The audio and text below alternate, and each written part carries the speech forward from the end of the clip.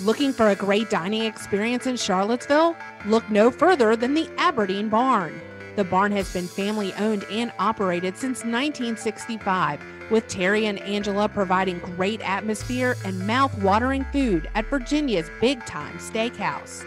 Enjoy the fine dining or relax in the Sportsman's Bar, a fantastic place to wind down and socialize, surrounded by flat-screen televisions tuned to the latest sporting events.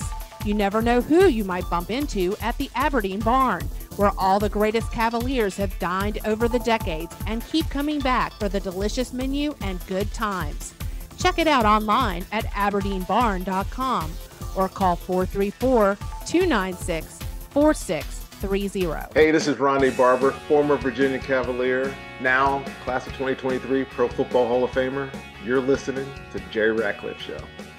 Welcome to the Jerry Ratcliffe Show. I'm Chris Graham. I'm joined by the Hall of Famer, Jerry Ratcliffe, and we obviously will be talking today about the ongoing, whatever is going on with the ACC, whether expansion, retraction, who knows, a pending death. We just don't know. There's so much going on in college sports with realignment. Jerry, the latest is that the talks that had emerged this week with the ACC, potentially SMU, Stanford and Cal, seem to have broken down. So we might be back to square one as far as that goes. It appears that that's the case, Chris. And I was a little surprised that things fell apart that quickly, but apparently that's the trend now. That with the Pac-10 crumbling before our very eyes a week ago, and in just a matter of hours. And then yesterday, apparently, after the ADs did their research, the presidents couldn't find enough support to even have a vote,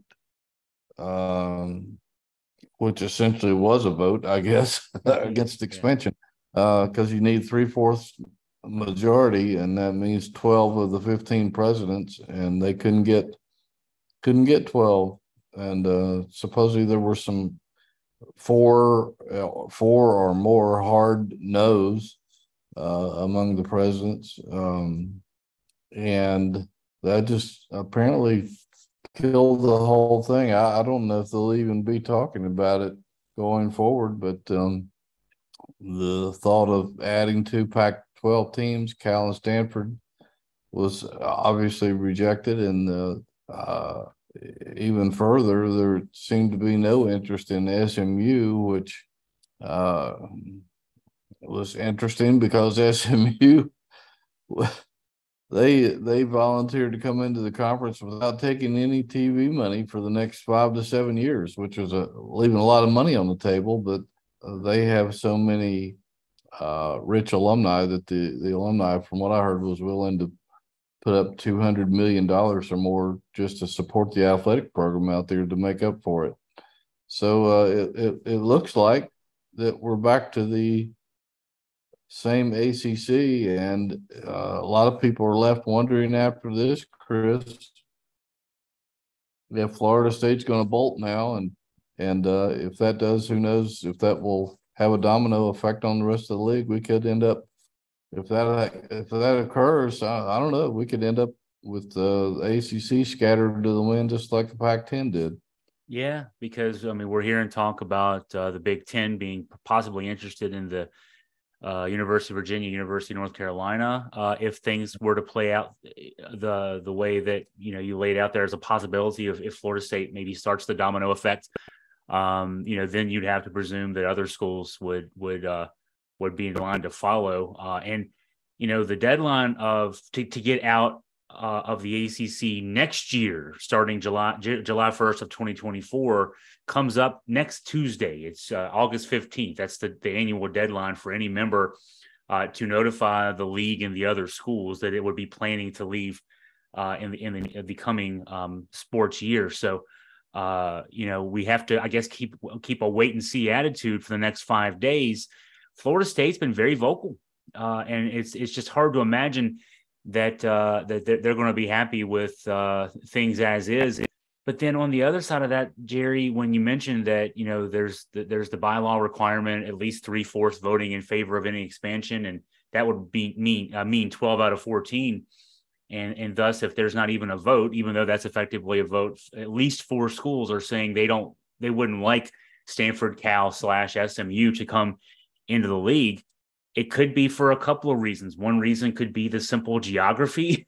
Stanford and Cal way out in California, SMU down in Dallas, Texas, and what that would do to football, maybe not as much, but the non-revenue sports and basketball in terms of travel and keeping the kids out of the classroom longer. But then also there could be the aspect of simply maybe FSU could be one of those schools, and they're saying we want to leave and we don't want to vote for anything that might make us stay. And who knows if there might be some others in that respect too. And we've also seen reports that the money maybe doesn't add up as much as has been let on if you add schools like Cal, Stanford, and SMU. But if not them, then who? There's a lot of questions here still not answered as a result of what we're hearing is happening this week. Yeah, well, I don't think there's anybody else really out there that fits the mold any better than they do. From what I was told, should they expand by those 2 or 3 schools, that ESPN would be obligated to up the TV contract by 30 to 35 million per school, which would bring in roughly 120, 140 million dollars to the conference to be split up however the ACC deems appropriate. And with SMU not taking any piece of that pie, and Stanford and Cal probably coming in with 70% instead of taking 100% of what they would normally get, that would have supposedly that would have gone toward making some of the teams that are barking, like Florida State, happier, and maybe using some of the money for travel expenses. But obviously that wasn't attractive enough of a package to convince the presidents to make a move like that. I don't think there's anywhere else you can go from here, Chris. I mean, you got UConn up there hanging around, but they don't seem to be that attractive to the ACC. And I know a lot of ACC schools still are somewhat bitter that when when the ACC kind of broke up the Big East, UConn was the first and the most outspoken in filing a lawsuit against the ACC and caused a lot of hard feelings back then. So I don't know if they've been blackballed forever or not, but I mean, otherwise, I mean, where are you going to go? I mean, Central Florida just joined the American and I mean the Big 12, right? And 12, yeah. So did Cincinnati. West Virginia is already in the Big 12, and a lot of the ACC research, from what I was told, going back several years, that they had taken a really close look at West Virginia, and they weren't convinced that the Mountaineers would bring that much to the table in terms of TV market or TV money. They did a lot more research on that than I did, for sure. I mean, there's nobody else out there unless you try to steal teams that are already in another conference. And that would be somebody from the Big 12 or the Big 10 or the SEC. And I don't think they're going to leave because their financial packages are so lucrative. So it looks like the ACC is stuck with what it's got. And now it's their job to try to hold on to it. And like you said, they got until next Tuesday to make up their mind if anybody's going to bolt or stay put. I've been told by a couple of sources out there that has some powerful friends in big places that Florida State has become a little toxic. And they don't really have anywhere to go if they do leave the ACC. So I'm not sure that they're going to be welcome right now anywhere else. So there's that aspect. There's this, and they've been vocal. What I think is so curious here, Jerry. So the FSU's been vocal, saying we need to do something. We probably are going to be leaving.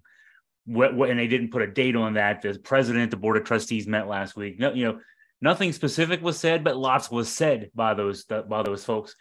Then UNC's athletics director, Bubba Cunningham, comes out and speaks against that, even though in part of his comments when he was on the radio station in Raleigh on Thursday of last week, a day after the FSU Board of Trustees meeting, Cunningham did concede that some things need to be done to address the revenue issues.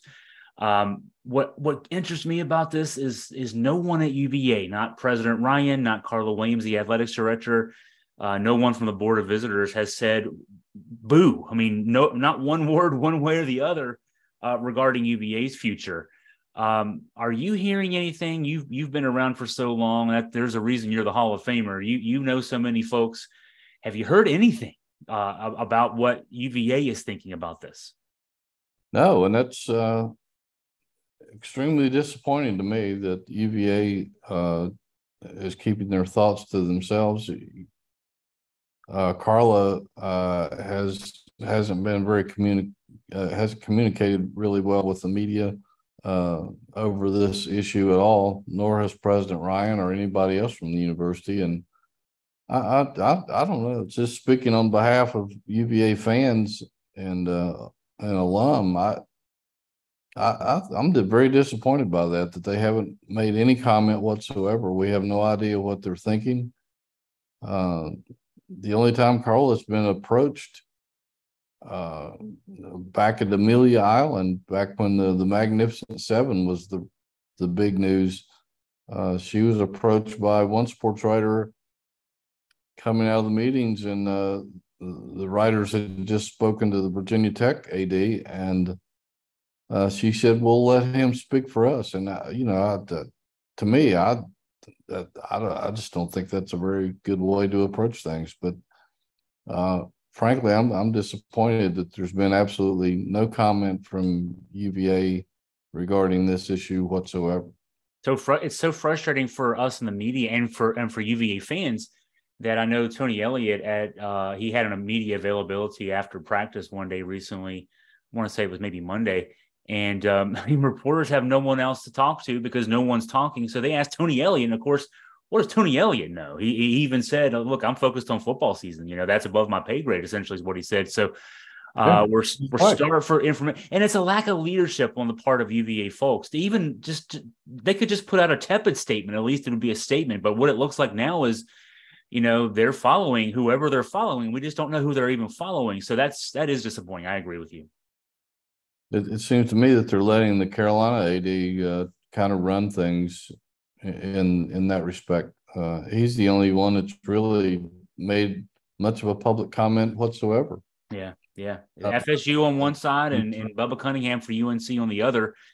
And I would agree. No, it doesn't seem like anybody else in the ACC is talking, at least out loud. There are certainly people are talking to some of the reporters who are getting the scoops on the inside of this, but in terms of how things are going in the negotiations and the review process of potential new members. But other than that, we're getting nothing on the record, and even surprisingly behind the scenes off the record. It's just radio silence right now in Charlottesville about this.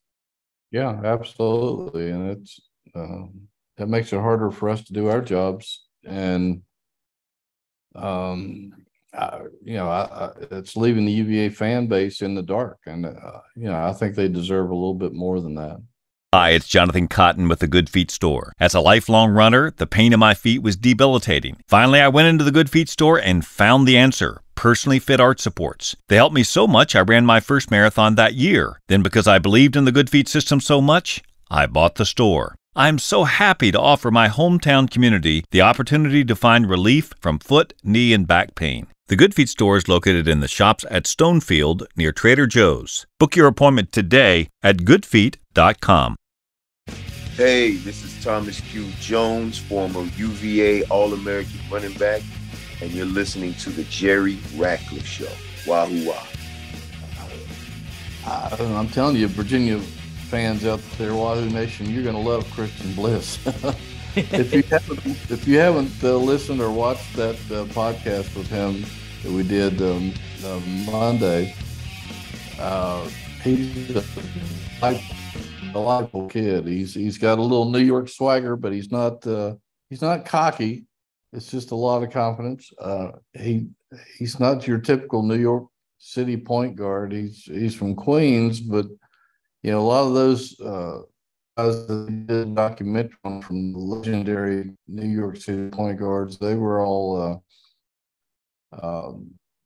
smaller point guards, really. And he's 6'4". He's a pretty big dude, and he talks about the toughness of growing up being a point guard in New York City, and playing in the playgrounds, and what that requires, which is an interesting conversation. And just talks about him and his game. He will tell you right now that he's pretty good. The one thing he's not good at, Jerry, apparently, at least in relation to Tony Bennett, he's not very good at ping pong. Well, but Tony is. Tony apparently really is. Yeah. If you're ever near a ping pong table and Tony Bennett's standing there, beware is what we need. Yeah. Unless you're really, really, really good, you don't want any part of that. I'm telling you.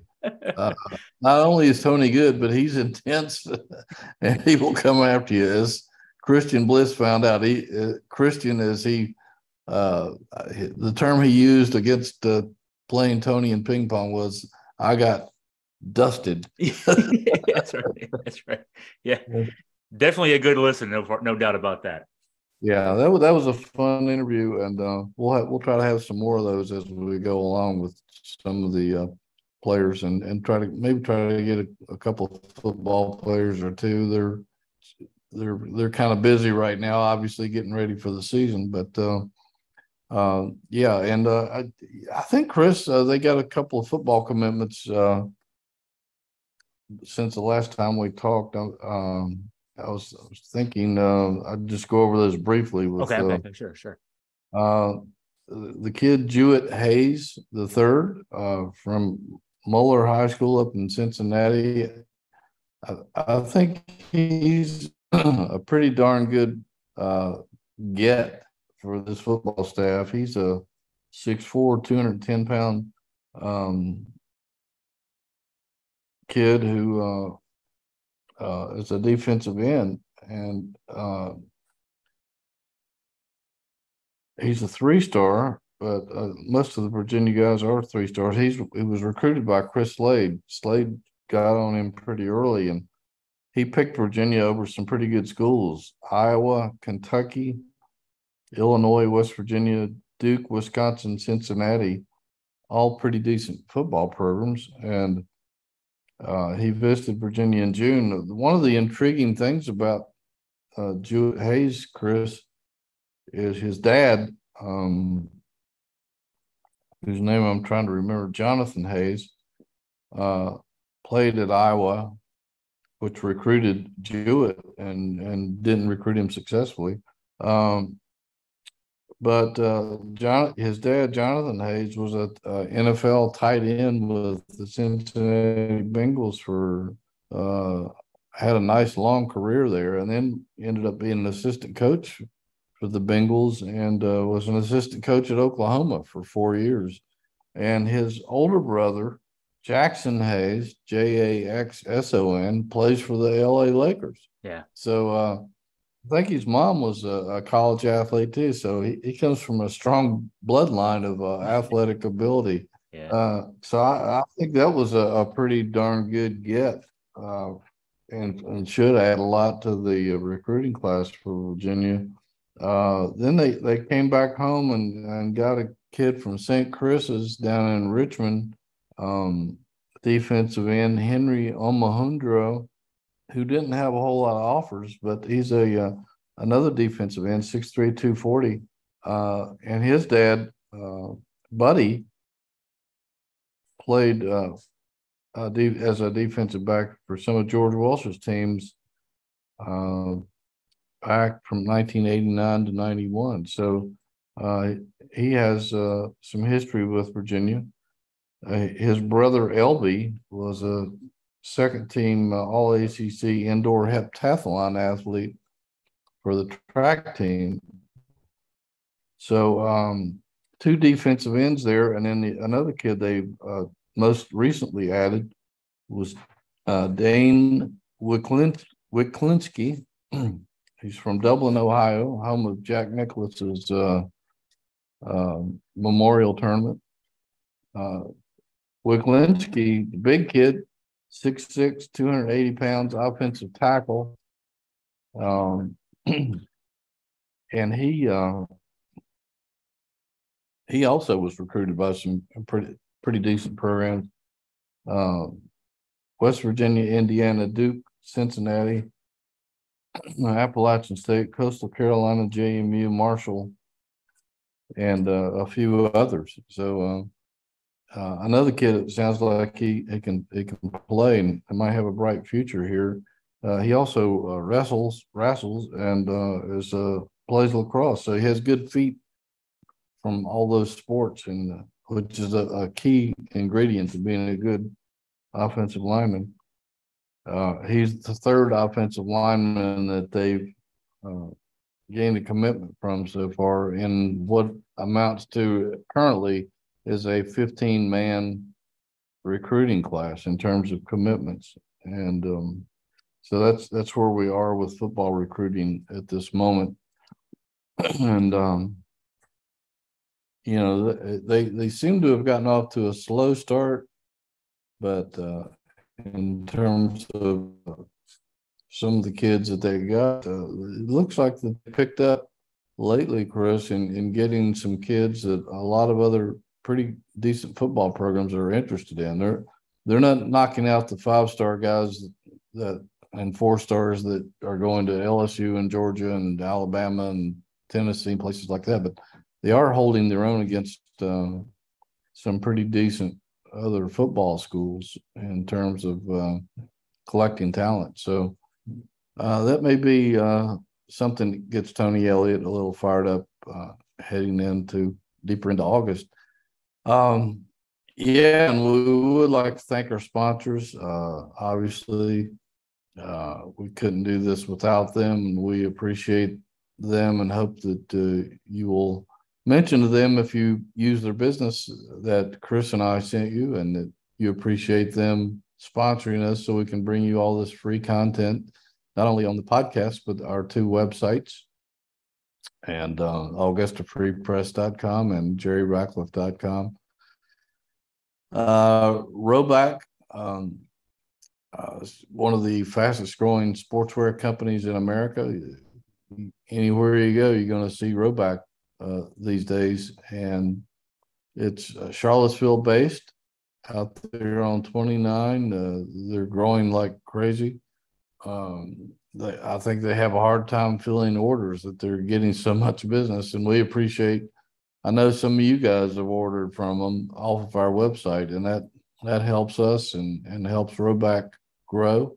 Some UVA guys that put this thing together, and they support UVA, so you're helping support your school and supporting our website. So please visit their ad on my website and click on there and get a nice discount. Great sportswear for men and women. I guess you could say you can let your girlfriend or wife check it out. Your credit card might regret it, but go ahead and let them see what's available for the ladies on there. They have a great line of clothing for them. Aberdeen Barn, the finest steakhouse in Virginia, one of our favorite places to eat. Talking to Chris Slade the other day, he was talking about how much he could go there and eat the whole menu, I think. It's great food, great service, great atmosphere. You can't do better than going to the barn. So it's a Virginia tradition. It's a Wahoo tradition. Drop by and see Angela and Terry and tell them we sent you. And then last but certainly not least is the Good Feet Store with CEO Jonathan Cotton. Grew up in Crozet, big UVA supporter, NIL and promotion-wise, does a lot of things to help UVA athletics. And we appreciate him supporting us as well. They're also one of the fastest growing companies in the Mid-Atlantic. They're opening up stores all over the place. I think recently Bristol, Winston-Salem, and Wilmington, North Carolina. And I'm presently in Atlanta, Chris, and coming back to Charlottesville tonight. But I was driving down Roswell Road last night after dinner, and I saw a Good Feet store on Roswell Road in Atlanta. So I don't know if that's Jonathan's or if it's another franchise, but they're everywhere. And if you're having any discomfort, even if you're not having any discomfort walking or running, they have specially designed arches for your feet that make it like you're walking on a cloud. I think that's what one of the customers said. I am a customer as well and can vouch for what they've done for my feet, and go by and visit and see what they can do for yours. Yeah, thanks to all those sponsors. They make all this possible. Go to jerryratcliffe.com for the latest on UVA sports news. AugustaFreePress.com has some UVA sports news. And my closing thought is our thoughts and prayers of all the folks out in Hawaii right now dealing with those horrible wildfires. What made me think of that in relation to this is one of the towns that was hit hard, a town named Kihei, Hawaii. And it just reminds me of Kihei Clark and being with his Hawaii ties. It just made me think of the tie back to UVA. So let's think of those folks out there. I wonder about that, because I know there's a Kihei Beach out there that Tony Bennett and his wife, I don't know if it was they were there on their honeymoon or I know they were visiting there, and years later signed a play card named Kihei Clark, who's part Hawaiian, I guess. So That's right. I don't know if he's named after that area or not. It would seem like there's got to be some tie there, right? So we'll think of those folks, and we'll encourage you guys out there as listeners as well to do the same. Thanks to Jerry. Thanks to all the listeners out there. Everyone have a great day.